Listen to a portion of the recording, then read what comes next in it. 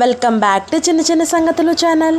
ఈరోజు ఈ వీడియోలో మనం తపోవనాల నిలయం అరుణాచలేశ్వరుడు గురించి పూర్తి వివరాలు ఈరోజు ఈ వీడియో తెలుసుకుందాం. అరుణాచలేశ్వరుడికి అలాగే బ్రహ్మ విష్ణువుల మధ్య సంఘర్షణకు గల సంబంధం ఏంటో కూడా మనం ఈరోజు ఈ వీడియోలో తెలుసుకుందాం. వీడియోలోకి వెళ్ళే ముందు ప్లీజ్ సబ్స్క్రైబ్ మై ఛానల్. వీడియోని పూర్తిగా చూసి మీకు నచ్చితే లైక్ చేయండి. జగద్గురు ఆదిశంకరాచార్య చెప్పిన దక్షిణామూర్తి స్తోత్రంలో ఒక పాదం ఇది. శివ చైతన్యం కంటికి కనబడే విధంగా అష్టమూర్తత్వంగా ప్రకాశిస్తుంది అని. ఈ ప్రపంచంలో శివుడిని మనం 8 రూపాల్లో చూడగలమట. ఆయన తత్వం అంతా 8 అంకె మీద నడుస్తుంది. పృథివీ, ఆపస్తేజో, వాయు, ఆకాశముల పంచభూతాలు ఈ 5తో పాటు సూర్యచంద్రుడు, జీవుడు ఈ 8 శివస్వరూపాలు.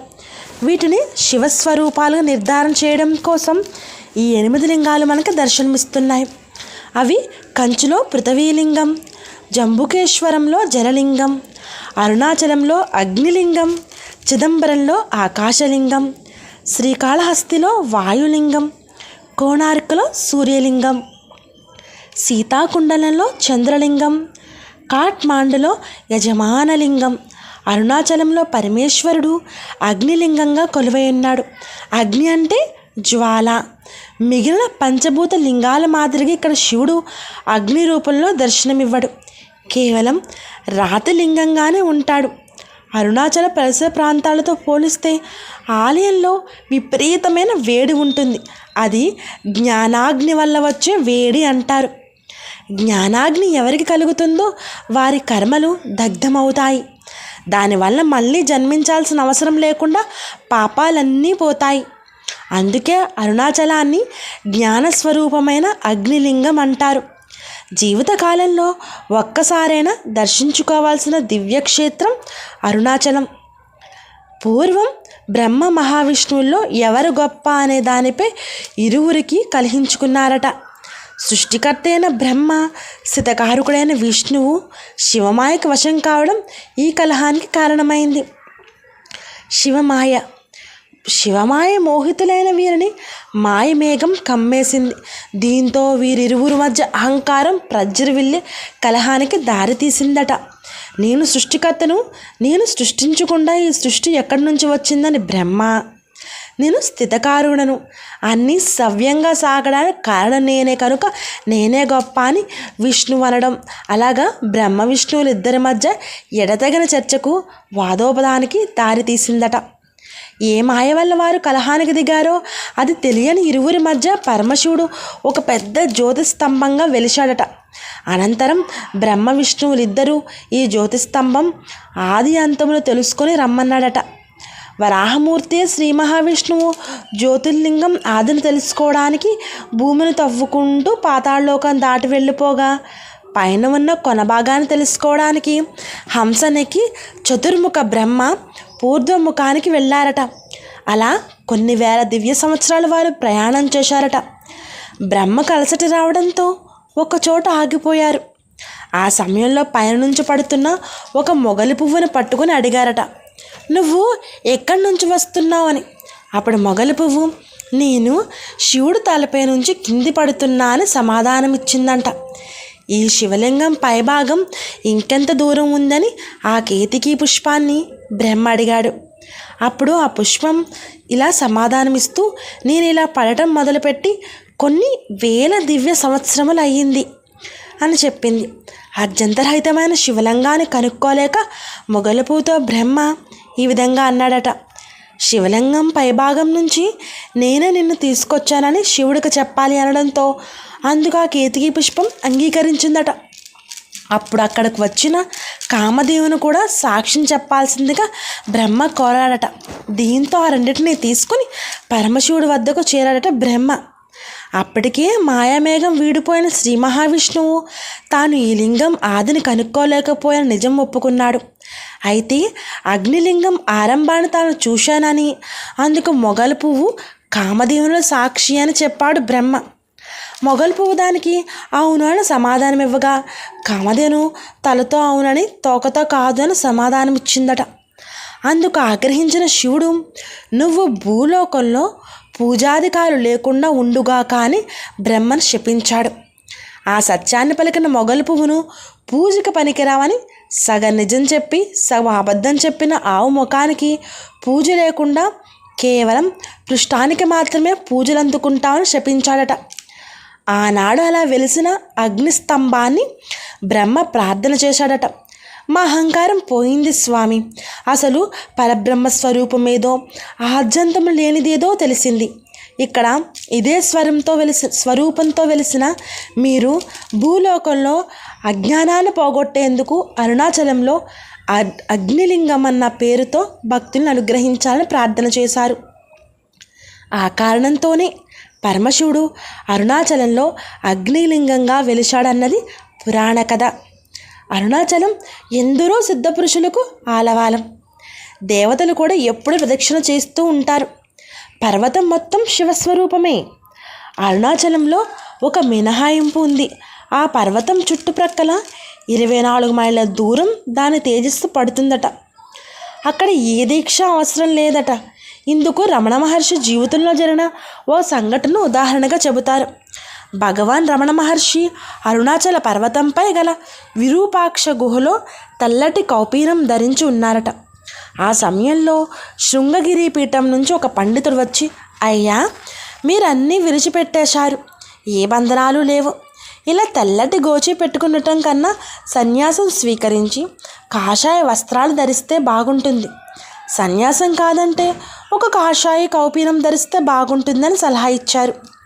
అందుకు రమణ మహర్షి ఈ విధమైన సమాధానం ఇవ్వలేదు. తాను మళ్ళీ వస్తానని మనస్సు మార్చుకుంటే చెప్పండి అని ఆ పండితుడు వెళ్ళిపోయారట. కొద్దిసేపటికి ఒక వృద్ధుడు పుస్తకాల సంచితో అక్కడికి వచ్చి, నేను స్నానం చేయలేదు, ఈ మూట చూస్తూ ఉండు అంటూ రమణ మహర్షికి చెప్పి వెళ్ళిపోయాడు. పుస్తకాల మూటను విప్పు చూసిన రమణులు అందులో పైనున్న పుస్తకాన్ని తెరిచి చూశారు. అది సంస్కృతంలో ఉన్న అరుణాచల మహత్యం అనే పుస్తకం. గిరివి పర్వతం చుట్టుప్రక్కల 24 మైళ్ళ వరకు ఏ దీక్షా నియమాలు ఉండవని అందులో రాసి ఉందట. పరమశివుడే వృద్ధుడి రూపంలో వచ్చి రమణ మహర్షికి పుస్తకాలు అందజేశారని చెబుతారు. ఆ పుస్తకాన్ని చూపితే పండితుడు మారు మాట్లాడకుండా వెళ్ళిపోయాడట. అరుణాచల పర్వతం లోపల మధ్యలో ఒక పెద్ద గుహ ఉందట. అక్కడ ఒక పెద్ద మర్రి చెట్టు ఉంటుందని, దాని కింద దక్షిణామూర్తి స్వరూపుడే సిద్ధయోగిగా పరమశివుడు ఇప్పటికీ కూర్చుని ఉంటాడని నమ్మకం. అయితే అక్కడికి వెళ్ళాలని ప్రయత్నించిన వారు తీవ్ర ఇబ్బందులు ఎదుర్కొని చివరికి వెనుగు తిరిగి వచ్చేశారట. అలా దక్షిణామూర్తిని దర్శించాలని బయలుదేరి వెనుగు తిరిగిన వారిలో రమణ మహర్షి కూడా ఉన్నారట. అరుణాచలం పరమసత్యమైన క్షేత్రం. శివుడు లింగరూపంలో ఆవిర్భవించిన తర్వాత అక్కడ నిర్వహించాల్సిన పూజాది కార్యక్రమాలు ఎలా చేయాలనే విషయాన్ని ఆయనే నిర్ణయించి గౌతమ్ మహర్షిని ఆదేశించారట. అరుణాచలంలో ఏ ఏ సేవలు ఉండాలి, ఏ ఆలయాలు ఉండాలి, ఏ పూజలు చేయాలని నిర్ణయం చేసిన వారు గౌతమ్ మహర్షి. ఈ క్షేత్రానికి కాలభైరుడు క్షేత్రపాలకుడు. స్థల వృక్షం ఇప్ప చెట్టు. అభితాకుచాంబ అనే పేరుతో అమ్మవారి ఇక్కడ ఉంటారు. విఘ్నేశ్వరుడు, సుబ్రహ్మణ్య స్వామి, పాతాళలింగం కూడా ఉంటాయి. అరుణాచలంలో ముఖ్యంగా 3 ఉత్సవాలు జరుగుతాయి. ఆలయంలో వలయాకార మండపం ఉంటుంది. అక్కడ అమ్మవారికి గాజులను సమర్పించుకుంటారు. కార్తీక మాసంలో జరిగే మరో గొప్ప ఉత్సవం దీపోత్సవం. దీనిని అత్యంత వైభవంగా నిర్వహిస్తారు. ఇక్కడ కన్నుల పండుగ జరిగే ఉత్సవం పార్వతీ పరమేశ్వరుల మధ్య వచ్చే ప్రణయ కలహోత్సవం. ఎందుకు వారి మధ్య ప్రణయ కలహం వచ్చిందంటే ఇందుకు ఒక పురాణ గాథను చెబుతారు. ప్రమదగణాల్లో భృంగి ఒకడు. ఆయన శివుడికి మాత్రమే భక్తుడు, కేవలం ఆయనకు మాత్రమే ప్రదక్షిణ చేసేవాడు. ఇలా రోజు చేస్తుండటంతో ఒకరోజు అమ్మవారి ఆగ్రహం వచ్చిందట. ఏం చేస్తాడో చూద్దామని భృంగి వస్తుంటే అమ్మవారు పరమశివుడు వామార్థం ఎడమ భాగంలోకి వెళ్ళిపోయి అర్ధనారీశ్వర రూపాన్ని దర్శించారట. అదే సమయానికి అక్కడికి వచ్చిన భృంగి తేనెటీగలా మారిపోయి పరమశివుడికి అమ్మవారికి మధ్య రంధ్రం చేసి ప్రదక్షిణ చేశాడట. దీంతో ఆయన భక్తికి మెచ్చిన శివుడు మోక్షం ఇస్తానని, ఇవ్వకూడదని అమ్మవారు ఇరువురు కలహించుకున్నారని గాథ. ఆది దంపతులు గాథను స్ఫూర్తిగా తీసుకున్న అర్చకులు అరుణాచలంలో అత్యంత వైభవంగా ప్రణయ కలహోత్సవం చేస్తారట. ఈ సందర్భంలో పరమశివుడు భృంగికి మోక్షం ఇవ్వడం, దీంతో పార్వతీదేవి కోపం వచ్చి అబిత కుచాంబాలయంలోకి వెళ్ళి తలుపేసుకుంటుంది. పరమశివుడు ఒక్కడే గిరి ప్రదక్షిణకు వెళ్తే దొంగలు దోచుకుంటారని ఇప్పటికీ ఈ దొంగల తోపును ఆనవాయితీగా చేస్తున్నారు. అరుణాచల దివ్యక్షేత్రానికి ఎంత గొప్ప పేరుందో అక్కడ గోపురాలకి అంతే విశిష్టత ఉంది. అందుకు సంబంధించి కొన్ని కథలు ప్రచారంలో ఉన్నాయి. తూర్పు వైపు గోపురం శ్రీకృష్ణదేవరాయలు కట్టించారు. అదో అద్భుత కట్టడం. ఇక ఉత్తరం దిక్కునున్న గోపురం ఒక మహిళ కట్టించారట. ఆమె పేరు అమ్మాణి అమ్మన్. పరమశివుడు అనుగ్రహం వల్ల యోగశక్తిలో సిద్ధహస్తురాలయ్యారు. ఆమె ప్రతి ఇంటికి వెళ్ళి గోపురం కడుతున్నాం, దానం చేయండి అని అర్థించేవరట. డబ్బులు లేవని చెబుతారేమోనని వారిళ్లలోని ఇనుప పెట్టెలు ఎక్కడ ఉన్నవి, అందులో ఎంత సొమ్మున్నది అని చెప్పేసేవారట. దీంతో భయపడి విరాళం ఇచ్చేవారని, వాటితో ఆమె ఉత్తర గోపురాన్ని కట్టారని చెబుతారు. ఇక్కడ ఉన్న మరో గోపురాన్ని బళ్ళాల మహారాజు కట్టించారు. దీనిని కిరిప్ గోపురం అంటారు. దీనికి సంబంధించి ఒక కథను చెబుతారు. బళ్ళాల మహారాజు అపారమైన శివభక్తుడు. ఆయనకు 2 భార్యలు, సంతానం లేదు. విభూతి ధరించి ఎవరు వచ్చి ఏం కోరినా ఇచ్చేసేవాడట. బళ్ళాల రాజును పరీక్షించదలిచిన పరమశివుడు పెద్ద జంగమదేవర రూపంలో కొందరు జంగమదేవరను వెంట పెట్టుకుని ఆయన ఇంటికి వెళ్ళాడట. అతిథి సత్కారాలు అయిన తర్వాత అందరూ దేవదాసులను కోరగా మహారాజు పంపాడట. అయితే పెద్ద జంగమదేవరకు పంపడానికి దాసి లేకపోయిందట. దీంతో మహారాజు 2వ భార్య చెల్లమ్మ వచ్చి శివభక్తులు ఎలాంటి లోపం రాకూడదని తానే వెళ్తాడు అందట. దీంతో ఆమె పెద్ద జంగమదేవర గదికి వెళ్ళి నిద్రపోతున్నారని లేపేందుకు తాకగా పసిబాలుడుగా మారిపోయాడట. ఆ బాలుని ఎత్తుకుని మహారాజు వద్దకు తీసుకురాగా రాజు చేతుల్లోకి తీసుకోగానే ఆ బిడ్డ అంతర్ధానమైపోయి కేవలం ఇలా మాటలు మాత్రం వినిపించాయట. నీకు బిడ్డలు లేరని బాధపడవద్దు, నేనే నీ కుమారుడు. నీవు చనిపోయిన తర్వాత నీకు అగ్ని సంస్కారం నేనే చేస్తానని శివుడు వరం ఇచ్చాడట. బళ్ళాల మహారాజు తనువు చాలించిన తరువాత పరమశివుడే స్వయంగా ఆయనకు దహన సంస్కారాలు చేశాడంటారు. బళ్ళాల మహారాజు చనిపోయిన రోజున ఇప్పటికీ అరుణాచల క్షేత్రంలో శివలింగం వద్దకు వచ్చి మరణవార్తను తెలియచేస్తూ పత్రిక చదువుతారు. అనంతరం ఆలయం తలుపులు మూసివేస్తారు. ఉత్సవమూర్తి పల్లకిలో అబిత కుచాంబ సమేతుడే బళ్ళాల మహారాజు రాజధానిగా చేసుకుని పరిపాలించిన పల్లికొండ పట్టు వెళ్తాడు. ఉత్సవమూర్తికి స్నానం చేయించి బళ్ళాల దేవుడికి అబ్దికం పెట్టి తిరిగి ఆలయానికి తీసుకొస్తారు. అభిషేకం అనంతరం స్వామి దర్శనానికి అనుమతిస్తారు. 6-7 శతాబ్దాలుగా పరమశివుడే తన భక్తుడికి తద్దినం పెడుతున్న ఏకైక క్షేత్రం అరుణాచలం. ఆ బళ్ళాల మహారాజే ఆ గోపురాన్ని కట్టించాడు. గిరి పర్వతం పేరు వెనుక మరొక గాథ ప్రచారంలో ఉంది. అరుణాచల ఆలయం లోపలికి వెళ్తే సుబ్రహ్మణ్యేశ్వర స్వామి ఆలయం వద్ద బొమ్మల ప్రకారం ఈ కథ అర్థమవుతుంది మనకి. ప్రౌఢదేవరాయల వద్ద అరుణగిరినాథన ఆస్థాన కవి ఉండేవాడు. ఈయన కన్నా ముందు సంబంధన ఆస్థాన కవిగా ఉండేవాడు. అరుణగిరినాథర్ చిన్నతనంలోనే తల్లిదండ్రులను కోల్పోయాడు. ఆయన సోదరి పెంచి పోషించగా వ్యసనపరుడై స్త్రీలోలుడుగా మారి స్వేచ్ఛగా తిరుగుతుండేవాడు. ఒకరోజు ఆమె చాలా బాధపడి నింద చేయటంతో వైరాగ్యం కలిగి ఆత్మహత్య చేసుకోవాలనుకున్నాడు. దీంతో బళ్ళాల మహారాజు కట్టించిన గోపురం ఎక్కి అక్కడి నుంచి దూకగా కింద పడిపోతుంటే సాక్షాత్తు సుబ్రహ్మణ్యేశ్వర స్వామి వారు అరుణగిరినాథన్న పట్టుకొని రక్షించారట. సుబ్రహ్మణ్యేశ్వర స్వామి స్పర్శ కారణంగా జ్ఞానం పొంది కవిగా మారడంతో ప్రౌఢదేవరాయల ఆస్థాన కవి అయ్యాడని పురాణగాథ. దీంతో సుబ్రహ్మణ్య స్వామి నిత్యం వివిధ రకాల పూలతో అర్చించాడట. అయితే తెచ్చిన పూలు చాలక పరకాయ ప్రవేశం ద్వారా చిలుక రూపంలో వనాలకు వెళ్ళి పారిజాత పూలు తెచ్చి పూజించాడట. అరుణగిరినాథర్ ఆస్థాన కవి కావడాన్ని సహించాలని సంబంధం దీన్ని గుర్తించి అరుణగిరినాథర్ పరకాయ ప్రవేశం చేయగానే ఆయన శరీరాన్ని కాల్చివేశారట. దీంతో అరుణగిరినాథర్ చిలుక రూపంలోనే ఆ గోపురంపై ఉండి సుబ్రహ్మణ్యేశ్వర స్వామిని సేవిస్తున్నాడని, ఇప్పటికీ పాటలు పాడుతున్నాడని అంటారు. అంత గుర్తుగా గోపురంపై పెద్ద చిలుక బొమ్మ కనిపిస్తుంది మనకి. అరుణాచల క్షేత్రం ప్రత్యేకంగా చెప్పుకోవాల్సినది గిరి ప్రదక్షిణ. పాప సంహారం కామ్యసిద్ధ క్షి జన్మరాహిత్య నా జ్ఞాన మార్గంలో ముక్తి. ప్రదక్షిణం అనే దానికి అర్థం. ఈ ప్రదక్షిణ మొత్తం 14 కిలోమీటర్లు. దీని చెప్పులు లేకుండా చేయాలి. ఆధ్యాత్మిక సాధన చేయాలనుకునేవారు గిరి ప్రదక్షిణ చేయాలని రమణ మహర్షులు అంటారు.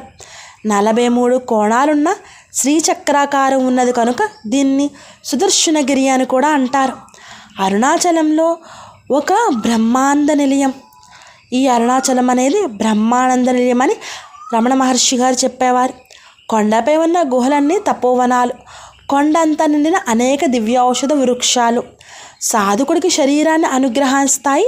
ఇక్కడ శ్రీ రమణ మహర్షి నుంచి ప్రారంభించి పాలితీర్థం, గణేశాలయం, అగస్త్య తీర్థం, ద్రౌపది గుడి, స్కందాలయం, యమలింగం, సిద్ధాశ్రమం, శోణతీర్థం, నైరుతిలింగం, హనుమాన్ గుడి, ఉన్నమలై అమ్మ గుడి, ఉన్నమలై తీర్థం, రామలింగేశ్వరాలయం, రాఘవేంద్ర మఠం, ప్రతిధ్వని మండపం, గోశాల, రాజరాజేశ్వరి ఆలయం, గౌతమాశ్రమం, సూర్యలింగం, వరుణలింగం, ఆది అన్నమలై ఆలయం, రేణుకాలయం, వాయులింగం, అక్షర మంటపం, ఈశాన్యలింగం, ప్రవళ పర్వతం, అరుణాచలేశ్వరాలయం, ఇంద్రలింగం, గురుమూర్తం, మామిడి తోట, అగ్నిలింగం, శోద్రిస్వామి ఆశ్రమం, దక్షిణామూర్తి ఆలయం. ఇలా గిరి ప్రదక్షిణ సాగుతుంది.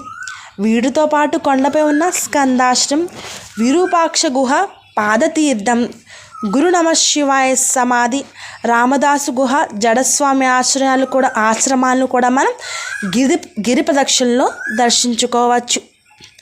చెన్నై నుంచి 4-5 గంటల ప్రయాణం ఇది. ఆలయ దర్శన వేళలు మధ్యాహ్నం 12:30 వరకు ఆలయ ప్రవేశం ఉంటుంది.